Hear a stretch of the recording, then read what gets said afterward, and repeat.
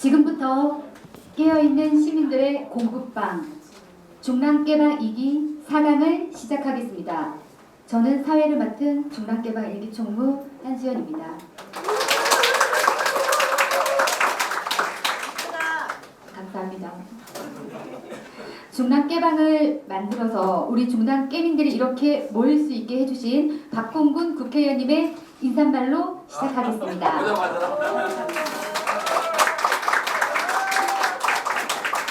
예, 오늘의 우리 첫 청강사 권혜여 배우께서 입장하고 계십니다. 박수!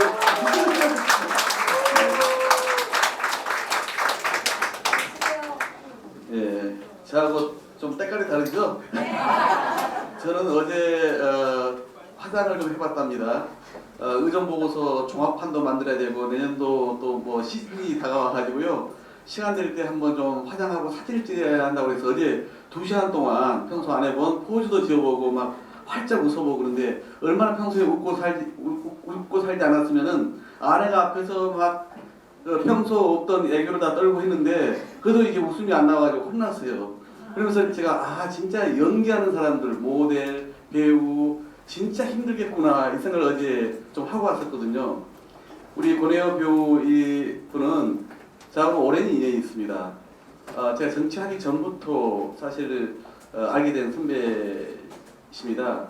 오늘도 이제 아마 그동안 배우면서 이런 일을 꾸준하게 한다는 게 쉽지 않은데 제일동포 안에 우리 소위 조선학교라고 있잖아요. 이따 말씀하실 텐데 그분들 정말 꾸준하게 돕는 일을 이제 하고 계시면서 우리 민족의 문제, 통일의 문제에 관심 갖고 활동하시는데 과거에 남과 북의 교류가 좀 열렸을 때 평양이나 금강산이나 개성에서 민간 교류가 참 많았습니다. 그때 제가 가령 지금 김홍걸 김대중 대통령 삼남이죠. 그분이 대표장으로 있는 민하예배 청년연장도 했고 6.15 남측위원회라고 민간교류 창구가 있습니다. 거기에 청년학생 본부에 제가 공동 본부장도 하면서 평양이나 금강산에서 남북 청년교류를 저도 많이 했고요. 그때 이제 같이 우리 선배님 모시고 와서 같이 또 그때 저희가 교류 행사를 했던 적도 있고요. 더구나 제가 이제 뒤늦게 결심을 하고 정치권에 들어와서 2012년도에 이름도 알려지지 않는 사람이 헬레를 한신 정치판에 뛰어들어서 초선 도전을 했는데 참 어렵게 선거를 치르는 상황이었는데 그때 우리 권혜여 배우께서 그때 이제 시민단체가 지지하는 후보들이 있었습니다. 그래서 그 후보들을 이제 쭉 돌면서 지지 유세를 좀 해주셨는데 그때 봉화산역 쪽에 직접 오셔가지고 박홍근 힘내라 하면서 그렇게 저한테 좋은 에너지를 쏟아붓고 가셨는데 그 기운을 받아서 제가 당시에 턱걸이 신승 850표 차이로 초선 당선이 됐던 기억이 있거든요.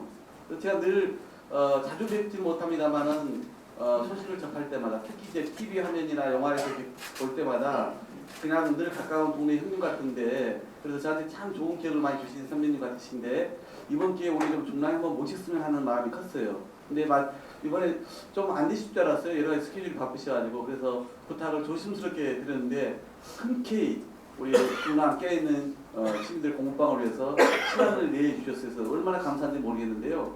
오늘 편한 이야기 들으시고 제가 있으면 부담되신다고 합니다만 제가 한 40분은 이따 갈 거예요.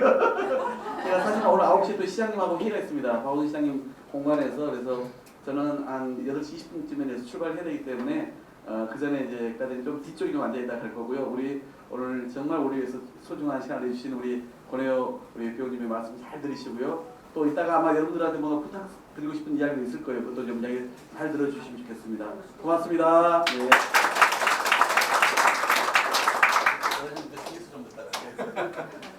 지금부터 깨어있는 시민들의 공부방 중랑깨방 강사님 소개 영상으로 시작하겠습니다.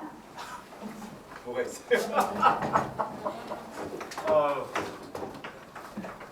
이런 것도 있어요. 쓰러지.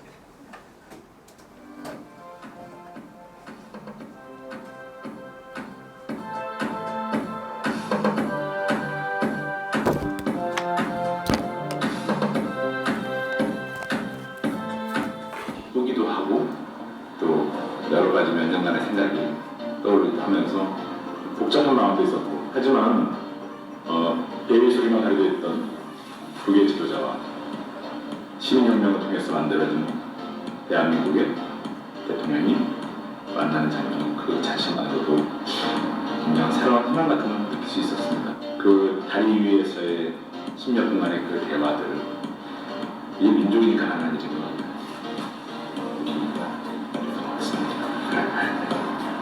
그러나 한편으로 좀 흥분돼 있었어요. 아침부터 술도 많이 먹고.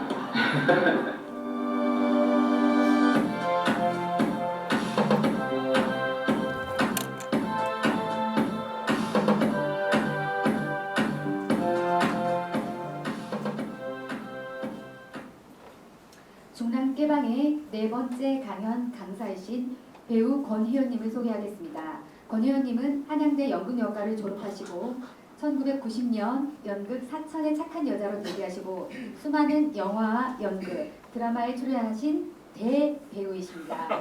또한 사회적으로 경종을 울리는 다양한 활동을 통해 소셜 테이너로 활동하고 계시고 또 아까 이거 팜플렛 받으셨죠? 예, 조선학교와 함께하는 몽땅 연필의 공동 대표로 활동하고 계십니다. 자, 배우 권혜우가 들려주는 통일 이야기라는 주제로 강연해 주실 대배우 권혜연님을 모시겠습니다. 큰 박수로 맞이하여 주시기 바랍니다.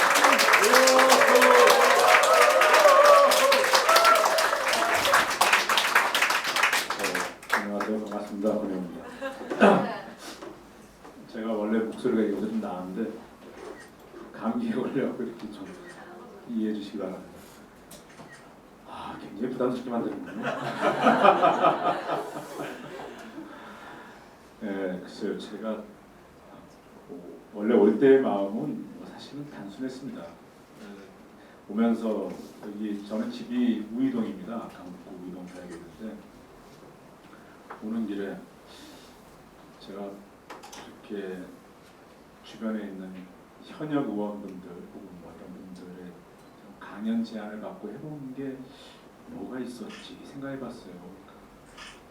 맨 처음에 갔던 곳이 노회찬 의원의 지역구에 가서 노회찬 의원과 함께했던 일이나 생각나고, 그리고 한참 시간이 지난 후에서야 올 봄에 진선미 의원 지역구에 가서 여러분들 만나 뵙고, 그래서 오늘은 올 때 글쎄요, 방금 얘기해서 2010년도 그 정치 초년생이었던 박홍근 의원이 쟁쟁하신 선배들을 제치고 이 중량에서 당선될 때 제가 기여했다기보다는 그 당시에 사실은 저는 그 민주당 그 선거 멘토단 이런 형식으로 해서 시민단체와 함께 가장 알려지지 않은 사람이지만 우리 정치에서 가장 중요한 인물이고 필요한 인물이라 생각되는 분들을 지지하기 위해서 그 시민사회 영역에서 널리 알려져 있지만 정작 이 여의도 정치권에서는 혹은 대중들에게는 알려지지 않은 분들에는 좀 도움을 주시는 그런 걸 하기 위해서 그랬던 기억이 있습니다. 이곳저곳을 지난 벌써 내년이면 8년이 지났습니다. 시간이 너무 빠릅니다. 네. 그때는 40대였는데. 네, 고맙습니다. 저한테 무슨 말씀을 기대하세요? 제가 무슨 통일에 대해서 뭘 알겠습니까? 통일이 뭐 말처럼 쉽게 되면 뭐 누구나 할 수 있겠죠. 글쎄요, 오기 전에 그런 생각을 했습니다. 좀 여기 계신 분들께서 통일에 대한 이야기 혹은 일본 땅에서 70년 넘는 세월을 우리 말과 글을 지키기 위해 살아가고 있는 조선학교 그리고 동포들에 대한 이야기, 뭐 이런 이야기에 대한 궁금함도 있으시겠지만은 그건 좀 약간 짧게 좀 말씀드리고 되려 여러분들이 궁금해하시기에 그럴 것 같아요. 아, 너는 어쩌다가 지금 여기 와 있니? 그런 느낌 아닐까요? 그럼 너 배우라면 연기하는 배우가 당신 연기나 제대로 하지 뭐 한다고 이곳저곳 돌아다녀. 사실 이곳저곳 돌아다니지 않습니다. 말씀드린 것처럼 세 번째입니다. 네. 그래서 그냥 그런 얘기를 좀 하는 게 어떨까요? 어쩌면 저 역시 지금 하고 있는 일 자체가 우리 생활 속에서의 시민으로서 참여한다는 마음으로 하고 있는 일이다 보니까 이 중량 이 깨방 깨방에 좀 그 이야기가 더 적절하지 않을까 생각합니다. 괜찮으시죠? 네. 이렇게 지긋하신 분들 앞에서 이야기하니까 긴장이 돼가지고.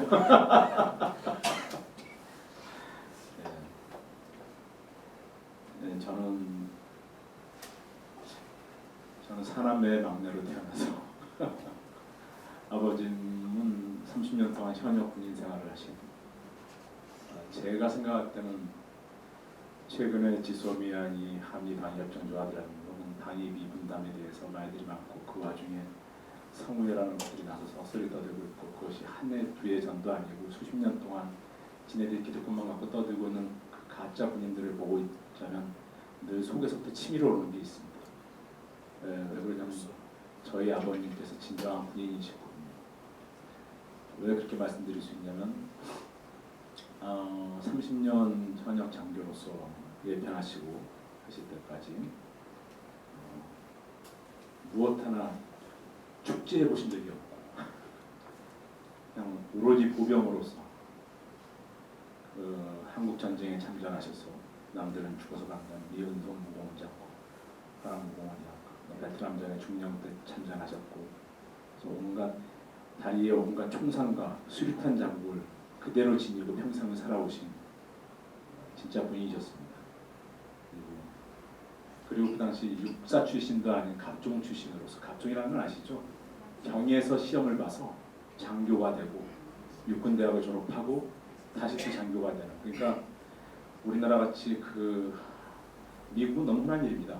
ROTC가 됐던 일반 병에서 출발해서 5스타, 4스타가 되는 일이 흔한 일인데 한국에서는 완전히 약간 신분제와 같아서 아시겠지만 육사, 그 다음에 ROTC, 학사장교, 그 다음에 3사, 그 다음에 갑종 이런 식의 지급을 받았었죠.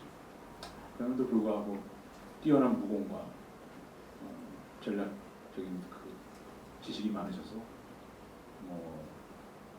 41살에 대령을 달으시고 작전까지 하셨으니까요. 진짜 분이셨습니다. 네, 그래서 저는 그 당시만 하더라도 1970년대 초만 하더라도 갑자기 개인적인 얘기가 됐어요. 어떡하죠? 갑자기 재밌어지. 그래서 이런 얘기 본지 처음인데 1970년대 중반 때 아직도 기억납니다. 그 이제 대령이니까 장군 진급을 해야 되는데 어디 갑종이 장군을 쳐다보겠어요. 그래도 불구하고 육군 본부 안에서 늘 그런 말들이 있었습니다. 3당 1학이라고 지부 3채를 팔면은 장군이 되고 2채를 팔면 떨어진다고. 근데 저희 집에는 18평짜리 전셋집에 살고 있었기 때문에 집조차도 없었습니다. 남들 돈 벌어 온다는 월남전에 참전하셔서도 빚만 지고 오신 분이어서 부하들 수삼액이라고. 또 그런 군인의 자식으로 태어나서 저는 초등학교 1학년 때부터 고등학교 2학년 때까지 모든 생활 희망 직종에 저의 직업란은 늘 군인이었습니다. 막사에서 자랐고 아버지가 중대장, 대대장, 여단장 하실 때 그 아버지 부대 안에서 자라고 저는 초등학교 때 이게 모든 총기를 개인 화기를 분해 소지할 수 있었고 각종 ATT에 아버지 옆에 따라가서 참여했었고 그리고 초등학교 때는 아버지가 5.16 광장에 늘 국군의 날이면 데리고 와서 먼 발치지만 늘 박정희와 유경수를 머리에서 맡은 기억이 있습니다. 초등학교 시절에. 아버지는 저를 정말 군인 만들고 싶으셨고 그 서러움과 한이 신세는 몰라도 육사를 가야 된다고 저를 거의 매일같이 하셨던 아버지였습니다. 그래서 엄하지는 않았습니다. 절대 엄하지 않았습니다. 그러던 제가 고등학교 때 문예부 생활도 하고 이러면서 이제 그냥 안 가겠습니다 했을 때 아버지께서 절망하셨던 그 표정은 제가 돌아가시고 나서도 두고두고 죄송스러운 마음이 있긴 한데 잘했죠. 제가 지금 군인이었으면 어떻겠습니까? 예. 그래도 중간에 효도를 한번 했습니다. 그러다가 대학 2학년 때 휴학해 내고 군대를 가서 저기 빡세다는 명호부대 수기사에 들어가서 수료식 때 아버님은 아무 생각 없이 오셨는데 제가 아들이 모든 훈련병에서 최우수 훈련병으로 사단장 표창을 받고 아버지랑 같이 서울로 7박 8일 휴가를 얻어서 나올 때 아버지가 딱 한 말씀 하셨습니다. 내 새끼 맞다.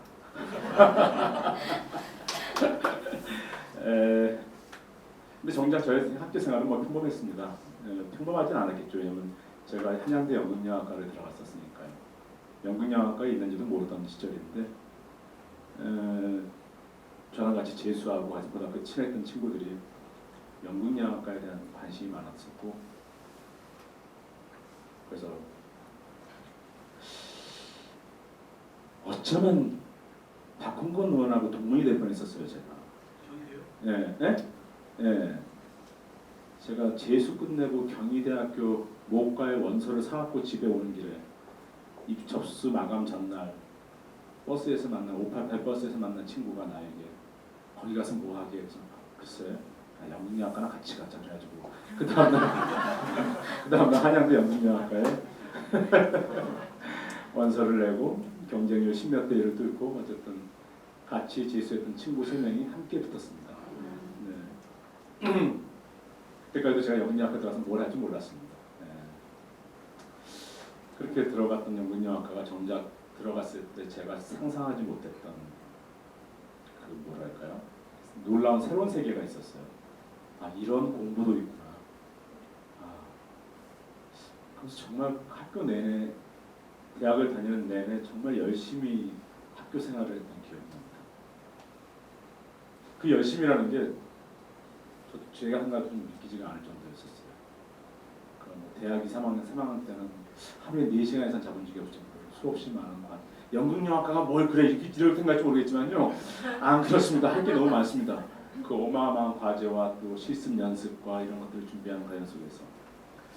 근데 제가 드리고 싶은 말씀은 제 학창 생활에 대한 얘기가 아니고, 근데 제가 다녔던 데는 한양대였지 않습니까? 저는 재수를 마치고 85년도에 대학에 입학했을 때, 그 85년도가 전두환 정권에서 혹은 박정희 사망 이후에 그 철통 정치가 이어지고 있던 시절에 한양대가 85년도에 처음 본 교문 돌파에 성공했던 그랬던 지금의 홍콩 시위를 떠올리실 수 있겠죠. 네. 근데 그런 시절이었고, 그리고 군대를 갔다 왔을 때 89년도에는 전대협이라고 하는 학생운동 조직의 제3기가 한양대의 학생회관 앞에서 기억나시죠? 하고요. 네. 네, 저도 있었습니다. 네, 진정한 운동권 올라갔던 기억 납니까? 체육부에도 쭉 올라갔던 애들. 네, 그렇게 격렬했던 학교 시절에서도 불구하고 그거는 과나 무슨 이런 거 다 뛰어넘어서 많은 학생들이 대오를 짜고 어깨를 들고 거리에서 소속전을 벌이고 반독재 민주화를 외치고 하던 시절이었지만 저는 정작 한 번도 같이 해본 적이 없습니다. 그냥 뭐 동조 단식 정도는 하고 문 목사님 오셨다 그러면 가서 이렇게 강연 듣고 백기환 선생님 오셨다 그러면 또 이렇게 한번 또 이렇게 하고 대충 이제 그런 식으로 저의 학창 생활은 그게 또 그럴 수밖에 없었던 게 지금 내가 하고 있는 이 학교 공부 자체만 하더라도 제가 감당할 수 없을 정도로 즐거웠었고 그랬었죠. 그래 아시다시피 그 당시에 학생운동 한다는 것이 그 학회 사무실에 앉아 있으면 대개가 이제 각자의 방어율을 자랑하지 않습니까? 지난 학기 평점에 대해서 나는 1점 몇이야, 새끼. 그렇게 높았어요, 어떡하니? 그래서 난 0점 몇이야 이러면서 자랑질을 할 때 저는 대학생 3명이 같이 학교를 다니던 그런 시절도 있었고 집안에서 그러니까 저희 장학금 안 받으면 학교를 못 다니는 시절이었고 이러던 시절도 있었고 그냥 그렇게 대학을 잘 다녔던 것 같습니다. 대학 다니는데 참 운이 좋았던 건지 저는 대학 3학년 때부터 대학로에 나가서 배우로서 관객들 앞에 서고 아까 이렇게 소개하실 때 1990년 그래서 그게 왜 그런가 생각해 보면 그러니까 제가 누군가에게 나가서 관객들 앞에 서고 돈을 받고 입장료를 받고 출연료를 받았던 첫 번째 기억이 그랬습니다. 대학 3학년 때부터 대학로에 나가서 무대에 쭉 쓸 수 있었고 또 운 좋게도 대학 4학년 때는 이장호 감독님에게 캐스팅이 돼서 처음 영화에 출연하게 되고 대학을 졸업하고 대학로에서 연극을 하고 있을 때는 각 방송사에 찾아와가지고 출연지를 하고 글쎄요 제 인생에서 뭐 크게 뭐 눈물 젖은 빵을 먹으면서 고생했던 적은 별로 없는 것 같아요. 그러니까 그 뭐라고 얘기했지 실력이 출중해서 그런 건가 잘 모르겠지만 그런가 하면 사실은 제가 지금까지 전업 연기자로서 거의 만 29년 이상 버티는 이유는 연기 실력이 아니고 제 스스로는 매일같이 거울 보면서 생각합니다. 얼굴로 승부하는 배우다. 이 웃음은 뭐죠? 네, 그렇죠. 네. 사람들이 저를 만나면 2번 정도 깜짝 놀래요. 첫째는 생각보다 작아서 깜짝 놀라고요. 두 번째는 생각보다 잘생겨서 깜짝 놀라요.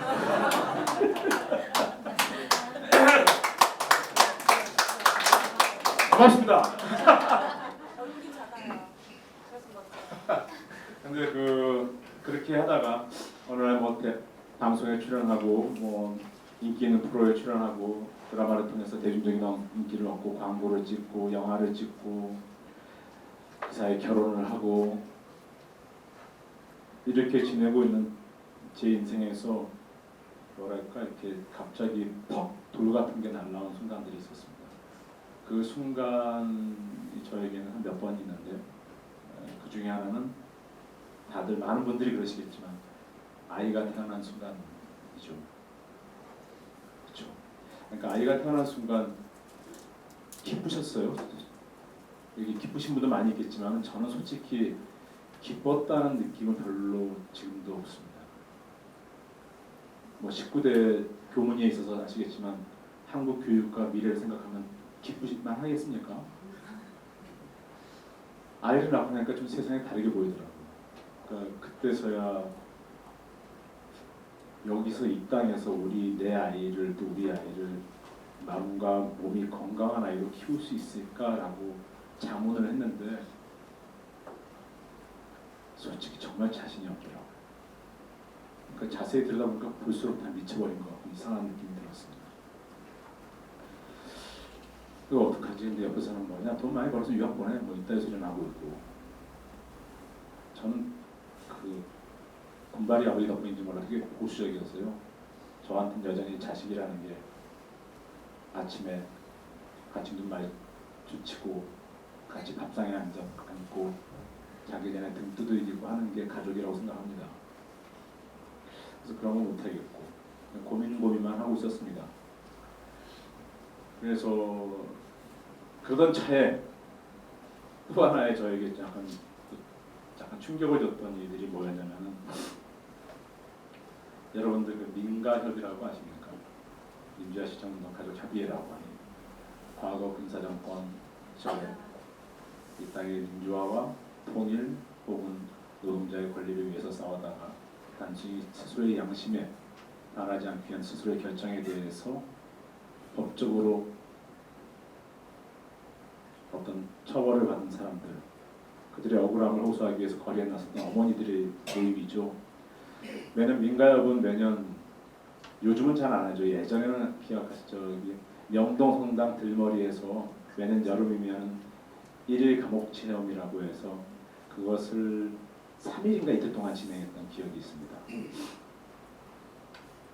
그런데 어느 날 뜬금없이 좀 친하게 지내는 변영주 감독이란 요즘에 많이 아시 JTBC 방구석이 이런 데 나오기도 하고 하지만 저에게는 한국 다큐멘터리 씬에 있어서 가장 중요한 감독, 낮은 목소리라고 하는 일본군 성노예 피해자 할머니들에 대한 다큐멘터리를 수년간 했던 친구로서 그 친구가 연락이 왔어요. 왜요? 엄마 뭐 감옥 체험 한번 해. 네. 그래 알았어. 그래. 그리고 이제 그 다음 날 아침에 명동성당에 갔는데 가자마자 이렇게 옷 갈아입으라면서 수의를 주고 고무신 주고 그래서 이렇게 0.75 이게 나무로 된 칸에 들어가서 그냥 적당히 뭐 연기 좀 하다 보면 되나? 그런 마음으로 그냥 들어갔습니다. 근데 정말 아침부터 저녁까지 생으로 그 안에 가잖아요. 그냥 가다 보면 지루하니까 중간중간 끌고 나와가지고 동아줄로 묶은 다음에 이렇게 발로 밟기도 하고 자지도 못하게 하고 그러니까 그런 과정이었습니다. 점심때쯤이었나 저를 간수 역할을 맡은 청년들이, 그러니까 형무소 생활을 해본 친구들이죠. 그 친구들이 나와서 뭐 이렇게 끌고 나와가지고 저에게 약간 징벌을 가하거나 이러고 있을 때에 저는 아까 말씀드린 대학 시절에 뭐 운동을 해본 경험도 없고 하다 보니까 그때 옆에서는 이제 뭐 같이 방 4칸에 이렇게 따로따로 들어가신 분들이 있으니까 그런 분들은 이제 크게 소리를 지르면서 국가보안법을 폐지하고 뭐 계속 떠드는데 나는 뭐 어색하니까 못하죠. 아이고 그만 살살 합시다 이러는데, 근데 그 순간 늑달같이 그 민가협 어머님들이 달려들어서 그 간수 역할 맡은 친구들을 가슴을 쥐어뜯는 거예요. 그러면서 내 새끼 괴롭히지 말라면서 소리를 지르시는데 목 놓아보시는데, 그때부터는 이게 제가 어떻게 상황을 어떻게 해볼 수가 없겠더라고요. 이게 연기도 아니고 이건 뭐지? 그러니까 그날 하루 종일 좀 그날 그 시간 이후에 굉장히 멍했던 생각, 순간들. 글쎄요, 그 아이를 낳는 이유가 제가 무슨 뭐에 홀렸는지, 왜 민가협 행사에 가서 그걸 했는지 잘 모르겠지만, 그래서 그날 이후로 대학 1학년 때 이후로 놓고 있었던 이제 뭐 제가 그동안 긴 시간 오랫동안 놓고 있었던 사회과학 서적들, 책 한 권씩 찾아 읽기 시작하는 이제 과정들이 시작됐던 것 같습니다. 그리고 이제 그 97년 그해 여름 이후로는 그래서 매년 민가협이 주최하는 시와 양심수 석방을 위한 시와 노래의 밤에 참여하고 완전 어느 순간부터는 사회를 보고 있었고, 네, 그렇게 지내게 됐었고, 그러던 중에 2001년도 2000년에 한국 사회에서는 여러분 기억하시겠지만 99년도 2000년 이 정도 되면 여러 가지 뭐 워낙 사건 사고가 많은 한국이지만은 어떤 일이 있었냐면 바로 안티 조선 운동이라는 걸 혹시 기억하십니까? 벌써 그게 거의 20년이 다 돼가는 겁니다. 그 안티 조선 성지라고 하는 옥천을 중심으로 시작했다고 하지만 사실 뭐 어쨌든 그 안티 조선 선언, 뭐 각종 운동 이제 이런 거에 영아인 대표로서 뛰어들기 시작하면서 본격적으로 시민운동에 참여했던 기억이 나고요. 제 발로 제일 먼저 찾아갔던 행사는 그 김수환 추기경님께서 집전하시는 그 천주교 인권위의 그 억울한 누명을 쓰고 갇혀 있는 사람을 위한 미사에 참여했던 게 저의 첫 기억이었던 것 같습니다. 뭐 그렇게 조금씩 넓혀둔 중에 저한테 2002년도에 너무나도 여러 가지 일이 동시에 2001년, 2002년도에 생기기 시작하는데, 그것이 뭐냐면 첫 번째는 노무현과의 만남이었습니다. 이미 90년대 후반부터 책을 통해서 물론 노무현 대통령께서 쓰신 책보다는 이제 뭐 강준만 씨라든지 여러 다른 사람들의 글을 통해서였지만 제가 알고 있던 노무현 좀 막연했었습니다. 근데 그러던 차에 2001년도 어느 날 저에게 전화 한 통이 날라왔어요. 대뜸 그냥 모 선배입니다. 모 선배. 야, 너 노무현 어떻게 생각해? 좋아요. 같이 하자. 그래요. 그것이 만들어진 게 바로 노무현을 지지하는 문화인 모임이라고 해서 한국 최초의 문화인들이 특정 정치인을 지지했던 첫 번째 일이었던 걸로 기억합니다. 그래서 그 행사, 그 팀, 그 노무현을 지지하는 문화인 모임이 모은 소정의 후원금을 전달하는 식이 있었는데 그게 지금 없어졌지만 종로의 베트남 카페에서 그 당시 아시겠지만 2001년도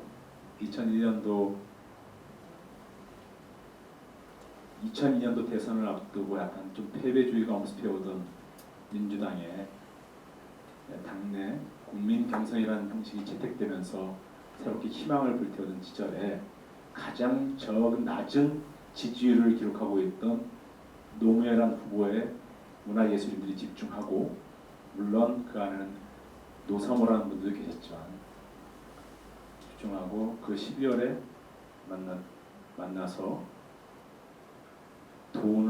후원금을 전달하는 행사가 있었고 제가 직접 전달하게 되고 그 전에 처음 만나 뵙고 식사를 하는 자리였었는데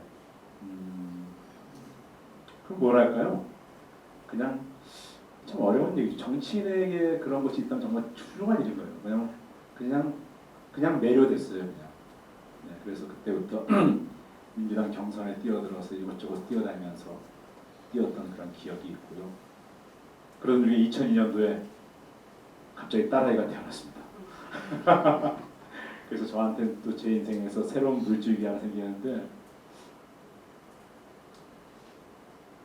첫 아이 낳았을 때는 부모님께서 아버님 그때는 생전에 계셨으니까 저희 아이의 출생신고를 대신 해주셨는데 제가 지난번에 욕 나온 줄 알았어요. 무슨 조국 딸 출생신고 아버지가 대신했다고 무슨 뭐 가짜 다 부모들이 해줬어요. 출생신고. 네. 근데 아무튼 그걸 몰랐었습니다. 근데 그러고 있는데 저희 둘째 딸아이는 제가 한번 출생신고를 하고 싶어서 동사무소에 가서 출생신고를 하러 갔죠. 가서 출생신고란에 부모의 본적을 적는 난이 있습니다. 그래서 제 본적을 적고 서울시 강서구 어디 적고 저희 처에게 전화를 했습니다. 야, 너 종로구 어디였지? 그래서 다 적어서 제출을 했더니만 직원께서 다시 쓰라고 틀렸다고. 뭐가요? 엄마 아빠 본적이 다르면 안 되죠. 예? 예? 그러니까 호적이라고 하는 게 한 인간이 태어나서 출생의 사망에 이르기까지 신분 변동 상황을 기록하는 일이라면은 부모의 본적이 다른 것이 정상입니까? 같은 것이 정상입니까? 다른 것이 정상이죠. 하지만 우리가 이제 2008년도에 없어졌지만 그때까지는 호주제라고 하는 민법상의 그러니까 호주제란 법 자체는 존재하지 않는 이제 민법상의 그 조항 중에 몇 가지가 있습니다. 대표적인 게 아버지의 성을 강제로 따르게 한다든지 여러 가지 성인데 그러니까 결혼과 동시에 우리가 흔히 말하는 속된 말로 호적에 빨간 줄이 그어지고 여성은 남성의 본적에 그냥 편입돼 버리는 거예요. 남편이면 그나마 사이되고 사는 사람이니까 장남 같은 거 자기 얼굴도 모르는 시아버지 본적으로 들어가잖아요. 네? 그러니까 말로만 들었던 호주에 대해서 어렴풋이 알고 있었는데 그 순간 뭐랄까 한 대 맞은 느낌이었었어요. 뭐지? 나는 이 강북구 우이동에서 태어난 우리 딸아이가 커서도 죽을 때까지 이 북한산 밑에서 솔밭공원에 뛰어놀았던 기억과 자부심을 갖고 살았으면 좋겠는데 내 딸이 만약에 결혼한 다음에 자기의 그것이 없어진다고? 말이 안 되잖아요. 그래서 2002년 여름부터 저는 지금까지 여성단체연합과 함께 형편은 홍보대사를 하고 있습니다.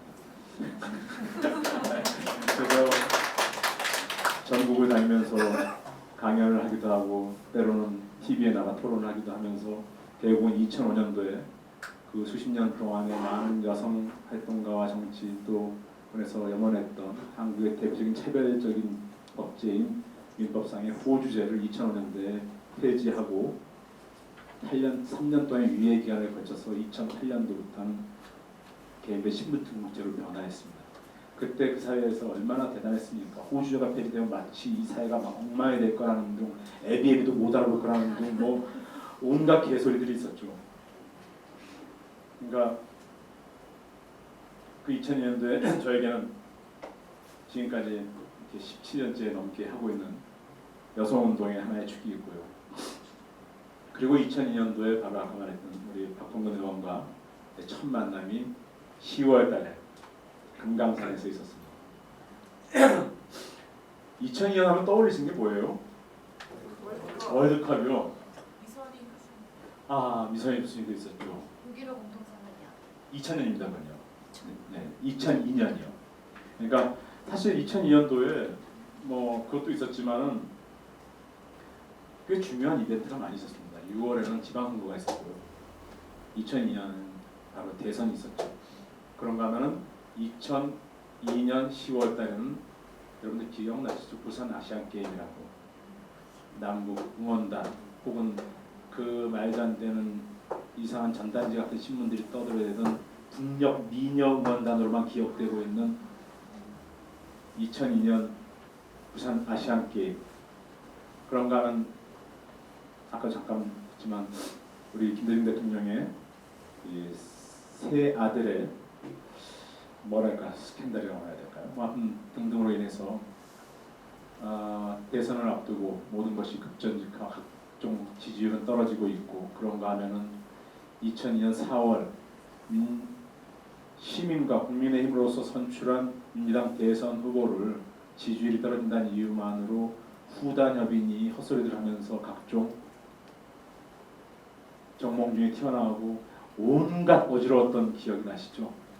그 어지러운 중에 남쪽에 오랜 시간 평화와 통일을 꿈꿔왔던 청년 학생들이 금강산에서 통일대회를 가졌습니다. 그래서 공식 명칭은 6.15 공동선언 실천을 위한 해외 남북 학생 청년 대회였습니다.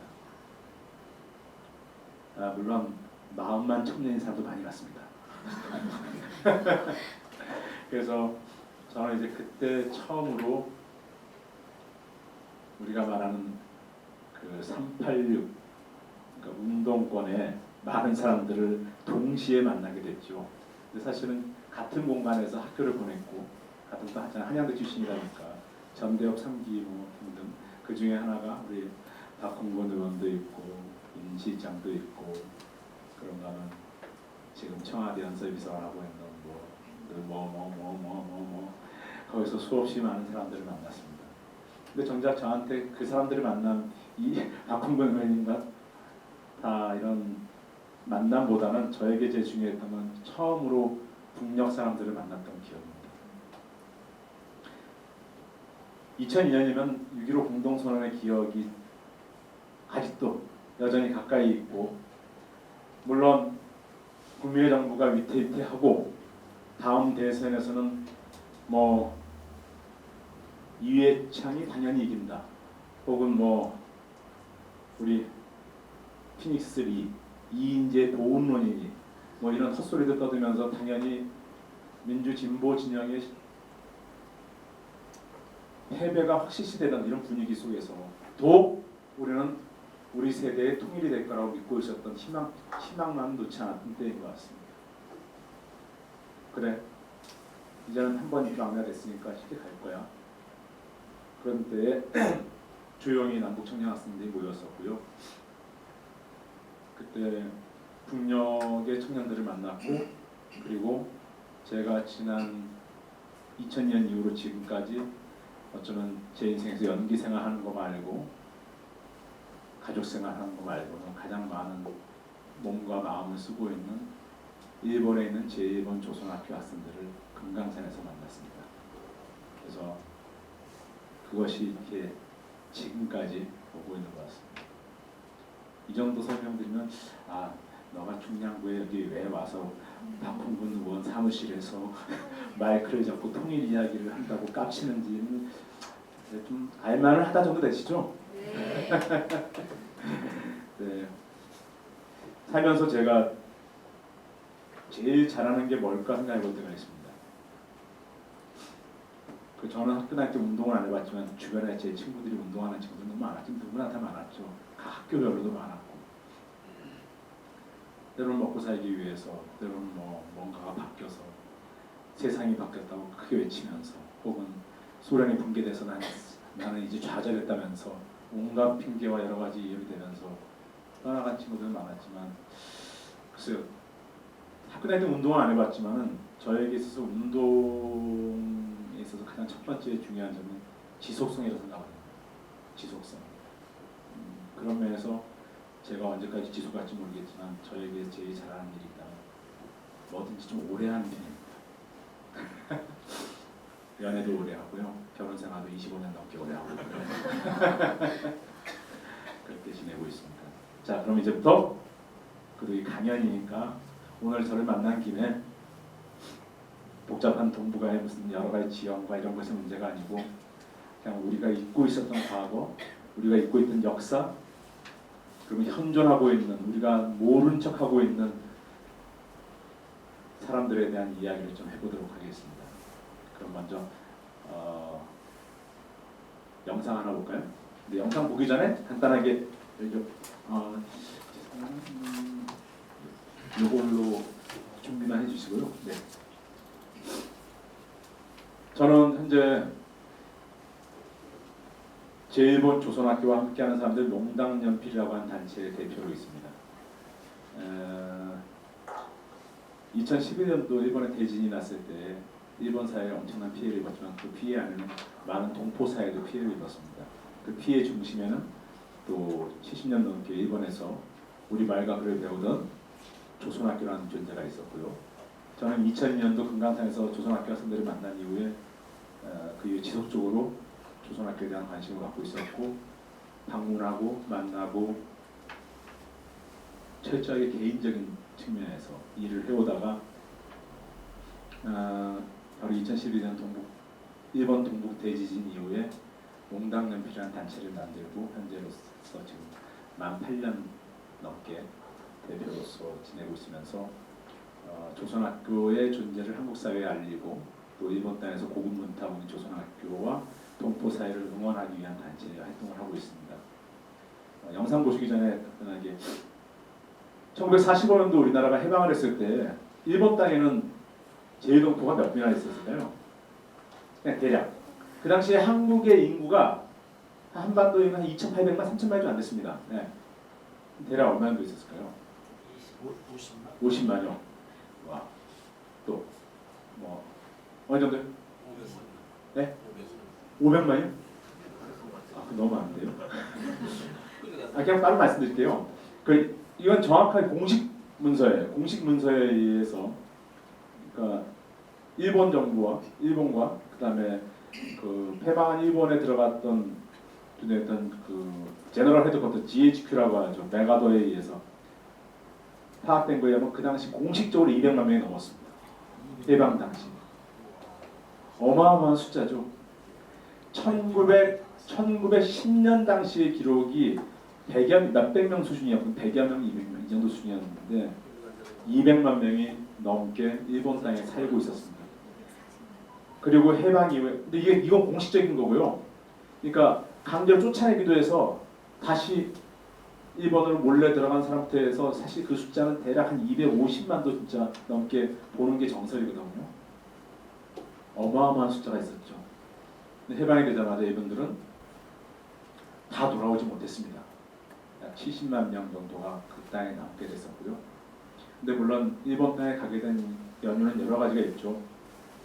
일제 강점기 초반에는 돈 있는 자들이 공부를 하러 가든지 아니면 일본이 이 침탈을 강화하기 위해서 한국 엘리트층의 교육을 재교육을 위한 형식으로 데리고 가기도 하고 다양한 방식으로 이루어졌고 그다음에 전쟁 당시 초장 공국주의를 꿈꾸면서 했던 얘들은 그 각종 일본 전역에 군수 공장을 만들면서 그 공장에서 일할 노동력이 필요했었기 때문에 데리고 갔었고 그러면 그 사람들은 먼저 혼자 갔다가 가족을 데리고 간다든지 그런 다양한 형식으로 정착을 하면서 기하급수적으로 그 숫자가 늘었습니다. 근데 그분들은 돌아오려고 해도 못 돌아오신 분들은 여러 가지가 이유가 있습니다. 첫째는 무엇보다 제일 중요한 건 돌아갈 나라가 없었다는 겁니다. 48년도까지 한반도에는 공적인 정부가 없었죠. 한반도에는. 그러니까 이 불안한 소련과 미분정 양분할된 이 땅에서 찬탁반탁 온갖 논의와 좌우익의 대결 속에서 이 불안한 정책 속에서 돌아갈 엄두를 못 내신 분들도 있었고요. 그런가 하면 미 군정이 일본에서 번 돈은 못 갖고 나가야 됐어요. 그래서 어쩔 수 없이 주저앉은 사람도 있고요. 다 포기하고 들어오신 분도 있지만 그냥 70만 명이 남게 됐고, 그분들은 언제 돌아갈지 모르지만 내일이 돌아갈지 모레 돌아갈지 내년에 돌아갈지 모르지만은 돌아간 내 고향 땅에 갔을 때 내 아이들이 우리 말과 글을 잊지 않게 하기 위해서 일제 패망 전까지는 공식적인 공부를 못 시켰어요. 이번 땅에서 우리 말을. 왜냐하면 황국 식민이었잖아요. 내지인이 하고 이렇게 구분되면서. 그렇기 때문에 대놓고 하지 못했던 공부를 국어 강습소를 만들고 그때부터 46년부터 학교를 만들어서 지금까지 학교를 만들고 지켜오고 있는 사람들이 제1번 동포들입니다. 네, 그분들에 대한 이야기를 잠시. 이 영상은 일본의 제2동포 4세 여학생이 만들고 제2동포 또 학생이 직접 말로 녹음을 해서 좀 어색하실지 모르겠지만은 한번 봐주시면 고맙겠습니다.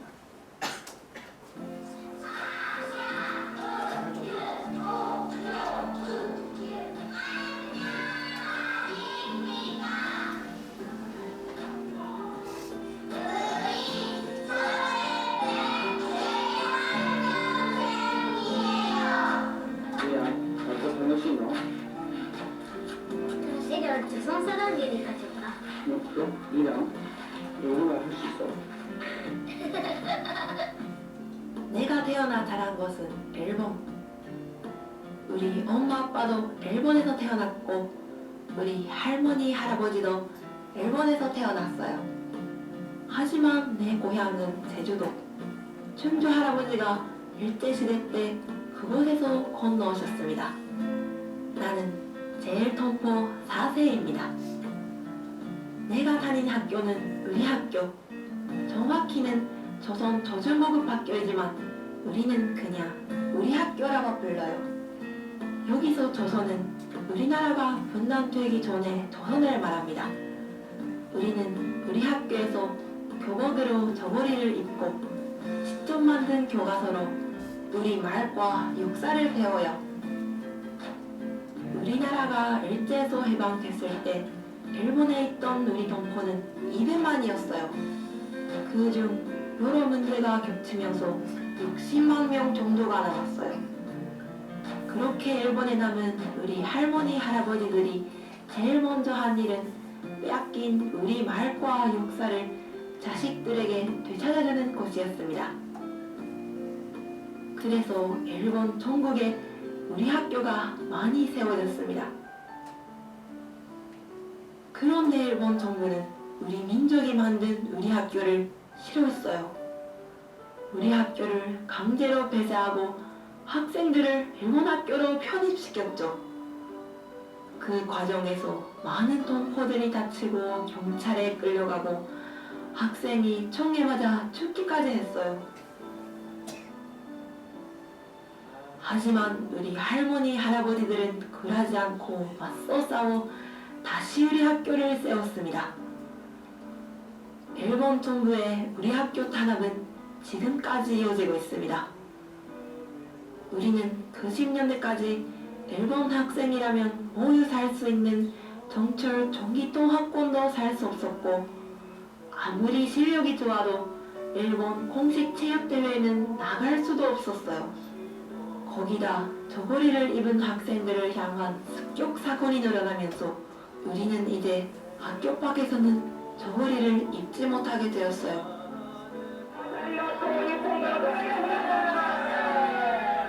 그리고 툭하면 우익 집단들이 학교까지 찾아와 행패를 부리는 바람에 선생님과 부모님들이 크게 걱정하세요.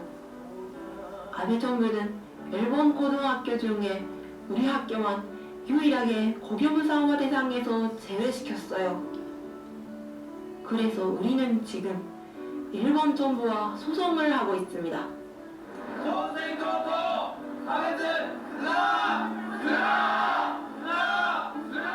자신들의 잘못된 거부를 인정하지도 방송하지도 않는 일본 땅에서 그 역사의 증인인 우리의 정제 그리고 우리 학교가 일본 입장에서는 눈에 가시이겠죠. 사회적 편견에서부터 제도적 차별까지 일본 사회에서 우리 학교, 우리 동포들은 해방 70년이 넘었지만 아직도 투쟁 중이에요. 그렇게 지켜온 학교가 지금은 64곳 남았어요. 조금은 어색하게 들릴지라도 우리가 쓰는 말도 우리말, 우리는 우리나라 사람입니다. 그런데 우리가 나서 자란 일본 사회에서 우리 이름을 쓰고 우리 말과 글, 역사를 배우며 살아간다는 건 무슨 의미인지 우리 고향 사람들은 아십니까? 해방이 됐으니 곧 돌아갈 수 있을 것이라 생각한 조국이 둘로 갈라진 지 70년. 두 개의 고향, 두 개의 조국, 그리고 태어나 자란 곳의 차별. 우리가 우리 민족으로서 살아간다는 게 어떤 마음인지 내 고향 사람들은 아십니까? 우리 학교를 기억하고 함께 지켜간다는 것. 그건 아마도 일본과 우리나라의 되풀이 되어선 안 될 역사. 그리고 남과 북의 아픈 상처까지 해결해 나가겠다는 마음이 아닐까요? 할머니, 할아버지가 목숨 걸고 지켜오신 우리 학교. 우리가 비록 일본 땅에 살지만 떳떳한 우리 민족으로서 살기 위해 우리는 오늘 또 우리 학교에 갑니다. 우리 학교는 우리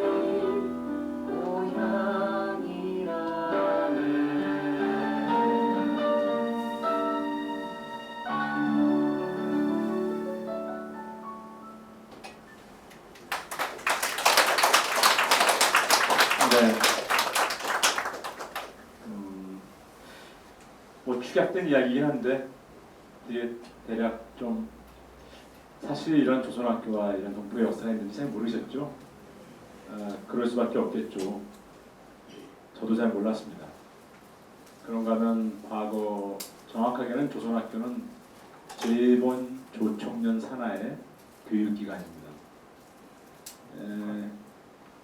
그러니까 그러니까 소위 민단으로 인간 거리 민단으로 되는 민단이라고 하는 일본 내에서 소위 말해서 대한민국 측과 조총련으로 대변되는 북측이 일본 땅에서 철조망도 없이 이념 대립을 해온 지 꽤 긴 시간이 지났습니다. 그래서 그러니까 여러분들 70년대, 80년대를 넘어오면서 보통 제2동포하면 갖고 있는 몇 가지의 머리에 박힌 인식들이 있죠. 제2동포 사업가 아니면은 조총련 간첩, 제2동포 간첩단 이런 몇 가지의 것들이 극과 극의 상황에서 굉장히 머릿속에서 왜곡되어 있던지 혼재되어 있는 것이 우리 현실인 것 같습니다. 그리고 사실 우리는 그 독재 정권을 쭉 보내면서 우리가 해방 이후에 근현대사에 이 땅에서 벌어졌던 일들에 대해서 제대로 배워본 경험들이 없지 않습니까? 사실 그런가 하면은 우리가 먹고 살기 힘들거나 힘이 없어서 이 땅을 떠나야 했던 수백만 명의 저기 연해주로 때로는 저기 멕시코 땅으로 하와이로 일본 땅으로 중국으로 혹은 뭐 스탈린에 의해서 저기 중앙아시아까지 끌려가야 했던 수없이 많은 동포들에 대해서는 우리 사회는 철저하게 기민, 버려버리고 잊어버리는 정책을 해왔었죠. 그러니까 그거에 대해서 우리가 모르고 있는 것은 당연한 것 같습니다. 저도 그런 입장에서 조선학교를 처음 알게 됐었고 거기에 흠뻑 빠져서 지금까지 보내고 있습니다. 조금 전에 조총련 그러니까 북한 이렇게 하시는데 현재 일본에서는 그 전체 당에서 그러니까 실제 한국 국적을 갖고 있는 계신 분들은 한 30만 명쯤 내외고요. 혹은 일본 국적을 갖고 계시던 다양한 방식으로 계신 분들이 해서 대략 제2동포들 한 60만 명으로 보고 있습니다. 현재요. 이렇게 보고 있는데 그 중에서 지금 이 제1번 조선학교를 지키고 있고 또 조총련이라고 이야기되고 있는 사람들을 우리 조선적이라고 합니다. 그러니까 오늘 저 만난 김에 한 가지만 배우시면 됩니다. 제2동포 사회는 그냥 제2동포는 제2동포 자인이치 불리지만 그 안에는 대한민국 국적자가 대다수이고요. 그 중에 조선적이라는 사람들이 있습니다. 근데 이 조선적은 북한 국적이 아닙니다. 저희 일본과 북한은 아직까지 독일 수교 정상화가 되어 있지 않기 때문에 일본에는 공식적으로 단 한 명의 북한 사람도 살고 있지 않습니다. 그럼 조선적은 무엇이냐면요. 우리가 호적할 때 적자를 씁니다. 저기 중국에 있는 소수민족으로서 지금 존재하고 있는 우리 한국 동포들은 조선족, 족이란 족을 쓰고요. 이 조선족은 뭐냐면요. 해방 이후에 일본 땅에 그렇게 수십만 명이 남아있으니까 미 군정에서는 이 사람들을 어떻게 분류해야 될지. 그러니까 해방하는 순간 갑자기 이 일본인들도 한국인들을 버려버리고 그렇게 일본 땅에 남은 한국인들에 대해서 미 군정은 분류할 방법이 없어서 뭐라고 했냐면 그렇다면 한국 사람, 북한 사람 이렇게 할 텐데 그게 아니고 대한민국은 한반도에 정부가 없었으니까요. 그래서 과거 조선 땅에서 넘어온 사람들이라고 해서 조선적으로 분류하고 무국적 난민으로 분류합니다. 그래서 지금까지도 현재까지도 약 3만여 명 가까운 조선적 신분을 지키고 계신 동포분들은 무국적 난민 신분입니다. 일본 땅에 살고 계시지만 어떤 피선거권, 선거권도 안 갖고 계시고 투표권도 없고 세금은 세금대로 다 내지만 그런 상태로 살고 계시고 그러면서 살고 계시는데 그럼 조선적하고 조선적 동포와 대한민국 동포를 구분해야 되는가? 저는 이제 최소한 우리 한국 사회가 그 정도의 관념을 가져야 된다고 생각합니다. 구분할 필요 없습니다. 그리고 대법원에서도 판례를 통해서 일본 땅의 동포들은 모두가 대한민국 국민이다라고 인정한 적이 있고요. 그것도 서슬퍼는 이명박 때요. 그러고 있기 때문에 이 조선학교 학생들의 구성원 같은 경우는 거의 분포를 보면 대략 학교마다 지역별로 약간 좀 차이는 있습니다. 시골로 갈수록 약간 좀 편차가 심하긴 한데 대략 60에서 70%는 대한민국 국적자입니다. 아이들이요. 하지만 오랜 시간 동안 이 할아버지 할머니 중조 때부터 학교를 만들고 지켜오신 분들이 자손들이에요. 다. 근데 사업도 해야 되고 여러 가지 정세도 변하고 하는 과정 속에서 일본 땅에서 조선적이라고 하는 무국적 난민 신세로 살아간다는 것은 너무나도 피해가 많기 때문에 대한민국 국적을 취득하기도 했었고 또 1965년도 한일 국교 정상화라고 하는 한일 그때 이후에 대한민국 국적을 취득한 자에게 영주권을 주겠다고 일본 정부가 이야기하면서 급격히 그 일본 내에서 제1동포의 구성 비율이 변합니다. 그래서 이거에 대해서 북도 항의를 하고 조총련도 항의를 하면서 그래서 조선적에게도 특별 영주권이라 해서 무국적 난민이지만은 평생 살 수 있는 영주권을 부여하고 있지만 지금도 조선적 동포들은 해외에 나갈 때는 여권이 아니고 빨간색 카드에 제3류 허가증이라는 걸 들고 나가야 된다. 그 도장을 찍어줘야지만 너는 나갔다가 돌아올 수 있어. 뭐 이런 삶을 살고 있는데요. 그래서 조선적하고 북한 국적은 엄밀히 얘기하면 좀 차이가 있습니다. 그래서 그럼 왜 북한 조선적으로 살고 있는가에 대해서 제가 처음 갈 때부터 많은 질문을 했는데 그 안에서 어르신들의 말씀은 대부분 이런 이야기를 하십니다. 우리는 해방되지 않았다. 그들이 우리를 끌고 왔을 때부터 지금까지 우리는 한 번도 해방됐다고 믿지 않았다. 그들은 우리한테 한 번도 사과한 적도 없고 배상하지도 않았고 보상하지도 않았고 우리는 그들을 용서한 적도 없고 그리고 그들이 용서한다 하더라도 본인들 생각에는 허리가 잘린 이 한반도 내 고향 땅의 통일이 이루어지지 않는 이상 우리 해방되지 않은 것이라는 생각을 갖고 계신 분들이에요. 그래서 그러니까 지구상에 여러 군데 많은 동포들 살고 있지만 제1본 동포들만큼 통일에 대한 염원이 높은 사람들인 것입니다. 왜냐하면 70년 넘게 일본에서 받은 차별에 대해서 그 차별의 근본 원인은 극복하지 못한 분단, 하나된 하나의 조국이 힘을 갖고 있을 때 우리의 차별이 해소될 거라고 하는 그런 확신도 있고요. 그런 과정에서 아까 나왔지만은 자신들의 전쟁 범죄를 온전히 그 일본 사회 안에 중심에서 살아가면서 학교를 세우고 이걸 통해서 아이들에게 계속해서 대대로 저들의 범죄 행위를 가르치고 있는 이 조선학교가 얼마나 믿겠습니까?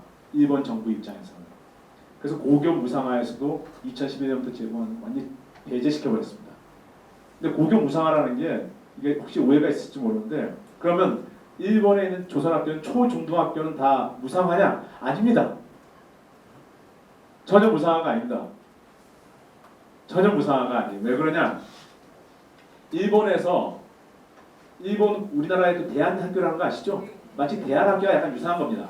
만약에 대한학교가 우리도 보통의 일반의 학교처럼 우리도 국가 다 돈 줘 빨리 교사 월급도 주고 다 줘 이렇게 되면은 그 국가는 교육청은 뭐라고 얘기할까요? 그렇다면 너희 대한교육 말고 우리가 요구하는 이 교육을 지침을 따라줘 라고 할 거 아니에요. 그래서 오래전부터 일본 조선학교는 바로 일본 정부의 어떤 간섭도 받지 않기 위해서 스스로가 모든 것을 차단하고 자립갱생을 하고 있는 거예요. 그래서 보통 일본의 일반 학교를 보내는 비용의 뭐 5배, 사립학교 같은 심지어 7배 정도 이상의 비용이 들고 있어요. 부모들이. 그래서 불구하고 그 학교를 보내면서 학교를 지켜왔던 거죠. 그렇다면 고교 무상화 정책은 뭐냐? 이거 헷갈리시면 안 되는 게 일본은 현재 중학교까지 의무교육입니다. 국가가 다 지원합니다. 그런데 여러분 2010년도에 들어왔던 하토야마 정권이라고 있습니다. 일본 최초의 민주당 정권이요. 잠깐 들어다 망했지만 하토야마 정권 시절에 우리 이러지 말고 고교까지 무상화를 하자. 근데 의무교육으로 넣는 거하고 무상화로 넣는 약간 차이가 있어요. 그러니까 의무교육이 돼버리면 모든 현재는 다 수용하는 건데 무상화는 어떤 거냐면요. 고등학교를 다닐 나이가 된 애에게는 국가가 걔가 교육을 받고 싶다면 무조건 돈을 대주는 정책이에요. 고교 3년 동안의 과정에 대해서.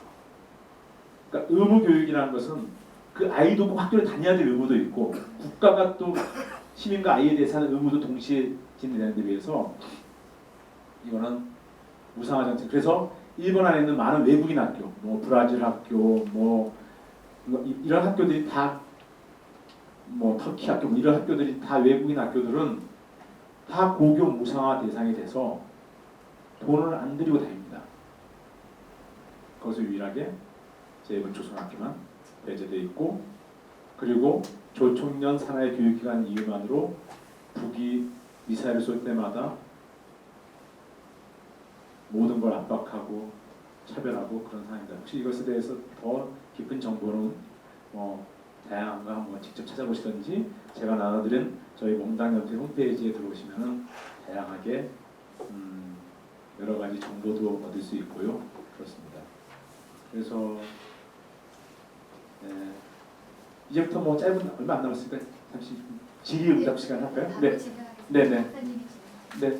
혹시 뭐 궁금하신 거 뭐 사적인 것도 괜찮습니다. 이거 제가 뭐 편안하게. 왜 이름을 몽당협회로 하셨어요? 왜 이름을 몽당협회로 했냐고요? 그게 참 재밌습니다. 저희가 그때 지진 나서 갑자기 만든 단체라고 있잖아요. 평소에 제1본 조선학교에 대해서 너무 매료돼서 거기 빠져있던 뭐 사진, 영화, 뭐 음악 여러 시민단체와 혹은 예술가들이 모여서 급히 회의를 했는데 이름을 뭘로 짓지? 근데 뭐 잘 생각이 안 나는데 그때 모 감독이 우리가 어릴 때 그 아무리 짧아도 깎아서라도 쓰겠다는 절약이 단순히뿐만이 아니고 배움에 대한 막 끝없는 의지 같은 거 느껴지지 않습니까? 그래서 그런 의미로 몽당협회는 어떨까? 라고 했는데 정작 일본 사람들이 혹은 동포들이 제일 발음하기 힘든 게 몽당연필입니다. 네. 일본 발음이 그렇잖아요. 네. 일본 발음 제가 인사를 하면은 제 말은 정말 일본 사람들이 발음하기 가장 어려운 몽당연필도 어려운데 권해요도 정말 어렵거든요. 그래서 일본 분들은 공해효상 이렇게 하죠. 네. 뭐 그런 의미를 지었습니다. 네. 근데 엊그저께 어떤 일본의 변호사님께서 자기는 몽당연필이라는 이름이 마음에 들고 자기는 그걸 절약으로 이해한다면서 그래서 절약을 하기 위해서는 자기 삶 전체를 돌아가야 되기 때문에 좋은 이름이라고 저희 이렇게 말씀해 주시더라고요. 네, 또 뭐 혹시 네 여기가 이제 초중고등학교인데요. 대학까지 있습니다. 유치부부터요. 그러면 이제 이 학생들이 학교를 졸업하면 네. 사회 진로나 대학 진학 문제가 어떻게 어느 쪽으로 많이 가고 있는지 궁금한데요. 이 학생들요. 보시면 2000년대 초까지도요. 그러니까 초, 중, 고등학교 다 졸업할 때마다 좀 우리 시기에 검정고시, 그러니까 고졸 자격 검정고시, 중졸 자격 검정고시 이런 고시를 패스했어야 되는데 요즘은 꼭 그렇지 않습니다. 왜냐하면 일본 내에 많은 일반 대학들이 제1번 조선학교, 고등학교를 졸업한 아이들의 학력을 인정해서 그대로 대입시험을 바로 볼 수 있게끔 해주고 있습니다. 하지만 자기가 난 고졸에서 끝낼래 할 때 고졸 자격 검정고시를 보는 게 좋습니다. 네, 그래서 나는 검정고시를 보는 경우가 있고요. 그 다음에 대학은 조선대학이라고 도쿄 약간 외곽 쪽에 있는데요. 그 학교를 졸업하면 과거에는 일본 동포사회가 특히 조총련 동포사회가 굉장히 큰 힘이 있던 시절이 있습니다. 그때는 지역별로 강력한 신용조합이 있었어요. 신용협동조합이. 은행 금고 같은 거 있잖아요.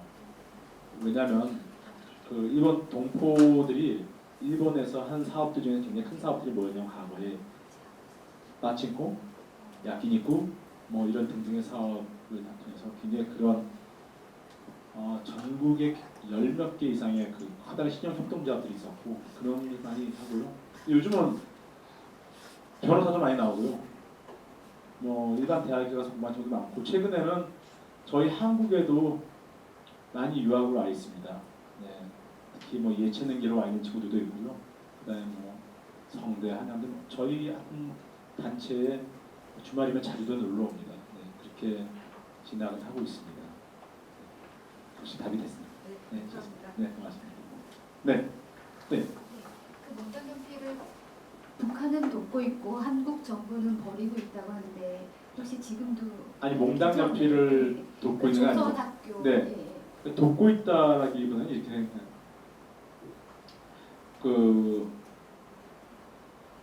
그러니까 조총련 그러면 무조건 북 이렇게 생각하시는데 조총련 이전에 전시는 1945년도에 해방되자마자 제일 만든 게 조련이라고 조선인 연맹이 있습니다. 그 조선인 연맹 안에는 여러분들이 보신 영화 박열 같은 사람도 있었고 그 안에 그 전 조선인 동포들이 다 포함되어 있는 단체인데 그 안에 이중 해방운동하는 과정 속에서 분화됐습니다. 이중에 뭐 사회주의 운동을 했던 친구도 있고 사회주의 운동하는 사람이 있고 아니 공산당을 표방하는 사람도 있었고 우익도 있었고 이 과정이 분화가 되는 과정 속에서 한번 분화가 되면서 민단이 떨어져 나가고 그래서 여러분들이 영화를 봤던 박열 같은 경우는 민단을 만든 사람입니다. 우익 쪽의 인사죠. 아무튼 이렇게 되기도 하고 그래서 조련, 조총련 이 시절만 하더라도 그냥 동포 사회의 대부분이 다 조총련이었었어요. 그럴 때에 1953년도 전쟁이 끝난 다음에 한반도의 전쟁이 끝나고 나서 북과 남 다 남과 북 양쪽에 재건을 하기 위해서 애쓰고 있을 때에 북에서 교육 원조비로 제1번 조총련 조선학교에 엄청난 돈을 벌입니다. 그러니까 사실은 거기뿐만이 아니고 중국, 러시아, 소련까지도 그러니까 북쪽의 정책이 그랬던 거죠. 그러니까 해외에 나간 동포들에게 교육 지원 사업을 했던 거예요. 지금까지도 하고 있습니다. 매년 돈을 벌고 있습니다. 그 차원에서. 근데 비해서 우리 한국 사회는 뭐 일본뿐만이 아니죠.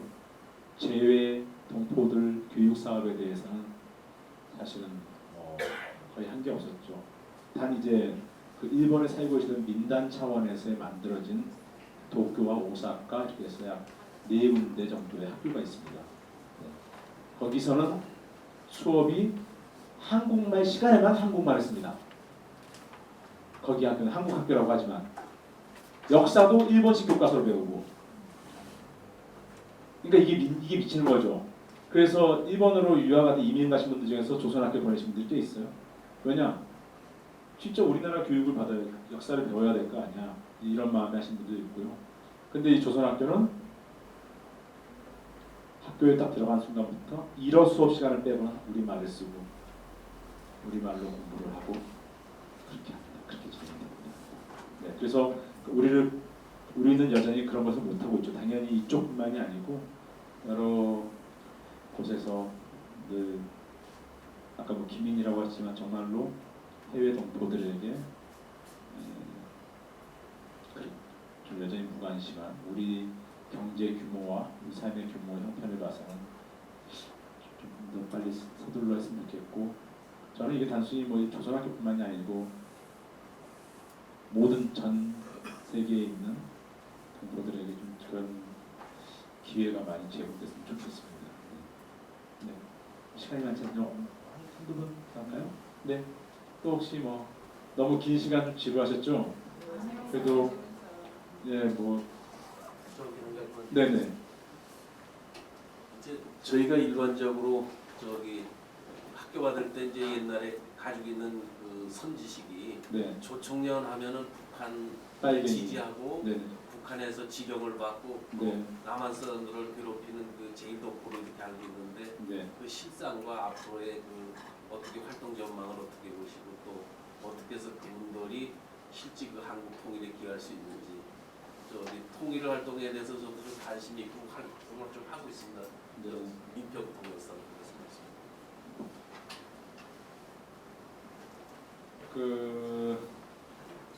제가 어떻게 그 구체적인 방법을 알겠습니까만 제가 좀 전에 말씀드렸죠. 일본 사회에서 그 일종의 단체 조총에 됐든 민당이 됐든 좀 분화되는 과정을 보고 있으면은 원래는 하나였다가 그 안에서의 정치적 지향점이 바뀌기도 했지만은 그러면서 우리는 철조망을 경계로 해서 하다못해 마주보면 싸우기도 했지만 저 철조망도 없는 일본 땅에서 대리전을 시킨 거 아닙니까? 이념의 대리전. 그 과정 속에서 필요 이상의 서로에게 상처를 주기도 했었고 이념적으로 공격하고 혹은 빨갱이다 완전 천하의 주일 놈 혹은 우리를 괴롭히려고 하는 사람 글쎄요. 제가 볼 땐 그렇지 않은 것 같습니다. 그냥 각자 일본 땅에 살아남는 방식으로 선택한 일 같았어요. 전 볼 때마다 느끼는 것은. 그럼 굴레를 씌운 건가요? 저는 그쪽에 가깝다고 생각합니다. 네. 우리가 옛날에 방공 간첩을 만드시 그냥 굴레 씌워가지고 잡고 다니는. 물론 그쪽도 과거 냉전의 시대에는 이 대한민국 정부를 괴뢰 정부, 미국의 괴뢰 정부 뭐 이렇게 취급했겠죠. 당연히 뭐 서로가 뭔 말을 못했겠습니까? 근데 지금 현재 일본 땅에서의 촌년과 민단은 말 그대로 촌년 민단 그 단체끼리 위에서는 뭐 서로 욕을 하는지 어떻게 모르겠는데 일상생활 속에서는 동포들 집결지, 예를 들면 뭐 오사카의 수루아시라고 하는 동포들이 많이 사는 동네 혹은 뭐 도쿄 시노쿠보 뭐 어디 이런 데 가서는 그런 걸 한순간도 느낄 수 없습니다. 그리고 저 아이가 우리 학교 다니다가 집안 형편이 너무 어려워서 힘들어서 일본 학교로 갔대. 속상해. 어떡하지? 뭐 이런 이야기하고 뭐 이런 정도지. 그 안에서는 이미 굉장히 평화로워요.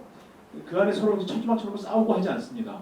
근데 이제 우리만이 혹은 그 일본 내의 조직의 윗선들만이 내려 그런 것에 대한 너무 신경을 더 많이 쓰는 것이 아닌가 생각되고요. 저는 이렇게 생각합니다. 방금 왜 우리 학교 아이들이 조선학교 아이들이 필요하냐면요.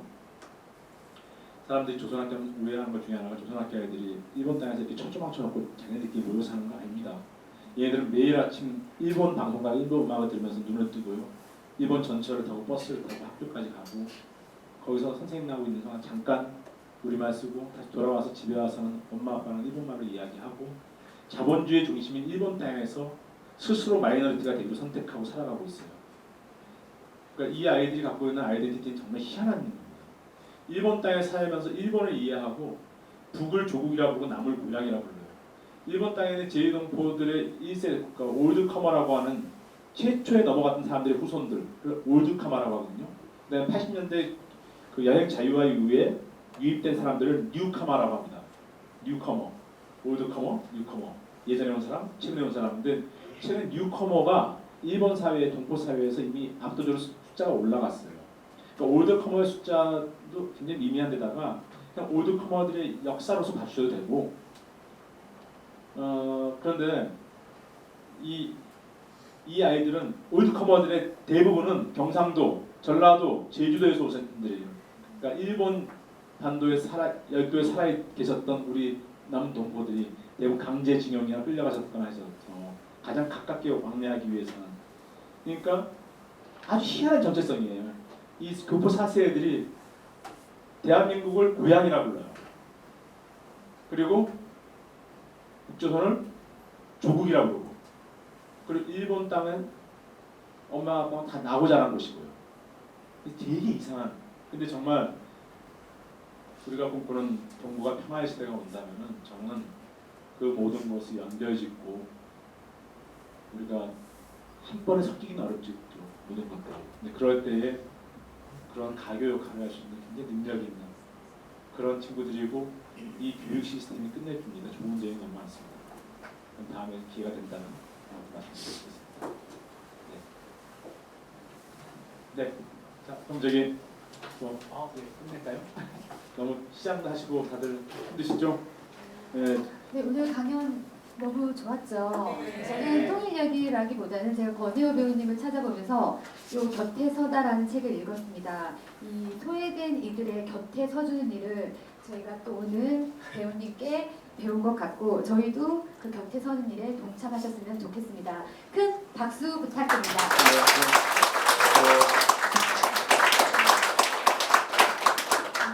고맙습니다. 아무튼 저는 직업은 배우라는 직업으로 살고 있고요. 시민으로서 이렇게 참여하고 살고 있다는 말씀드리려다 보니까 좀 길어진 것 같고, 좀 제가 드린 말씀 중에서는 한 분 한 분 저하고 그 의견이 다른 분들 계실 겁니다. 근데 그냥 좀 너그럽게 받아들였으면 좋겠습니다. 이해해 주시고, 혹시 궁금하신 게 있으면 한번 찾아봐 주시고, 저는 또 이제 계속해서 바쁜 하루하루를 보내고 있습니다. 여러분도 연말연시 바쁘실 텐데 건강 잘 조심하시고 다음에 또 뵙겠습니다. 고맙습니다.